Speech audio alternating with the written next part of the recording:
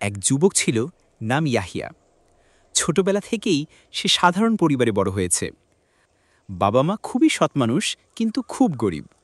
ইয়াহিয়ার জীবন শুরুতে শান্ত এবং সুখময় ছিল।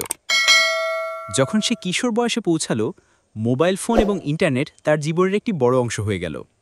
প্রথমে ভালো কন্টেন্ট দেখত, কিন্তু ধীরে ধীরে খারাপ ভিডিওর দিকে চলে গেল। নামাজ ছেড়ে দিল, মায়ের কথা শুনেনি, খারাপ বন্ধুদের সঙ্গে সময় কাটালো। দিন দিন তার অন্তর অশান্ত হয়ে উঠল, সুখ আর শান্তি হারিয়ে গেল। একদিন তার বাবা অসুস্থ হয়ে হাসপাতালে ভর্তি হল। ইয়াহিয়া মায়ের কান্না দেখল। মায়ের কণ্ঠে ছিল যন্ত্রণা এবং অনুরোধ। বাবা, যদি তুমি আল্লাহর পথে না ফেরো, আমাদের কষ্টের দায় কে নেবে? ইয়াহিয়া রাতে একা ছাদে গিয়ে কাঁদল। বলল, হে আল্লাহ, আমি অনেক ভুল করেছি, আমাকে ক্ষমা করুন, আমাকে পরিবর্তন করুন। প্রথমে কঠিন হল, শয়তান বারবার ডাক দিল, খারাপ অভ্যাস ছাড়ার সময় কষ্ট হলো।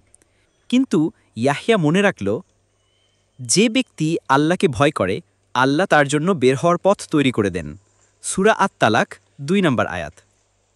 ধীরে ধীরে সে আবার নামাজে ফিরে গেল, ভালো বই পড়া শুরু করল, হালাল বন্ধুদের সঙ্গে সময় কাটাতে লাগল। কয়েক মাসের মধ্যে ইয়াহিয়ার জীবন একেবারে বদলে গেল। তার অন্তর শান্তি পেল, বাবা মার মুখে হাসি ফিরল, সে অন্যদেরকেও আল্লাহর পথে ডাকতে লাগল। যে ছেলেটা একসময় খারাপ ভিডিও দেখত, আজ সে অনুপ্রেরণার উৎস।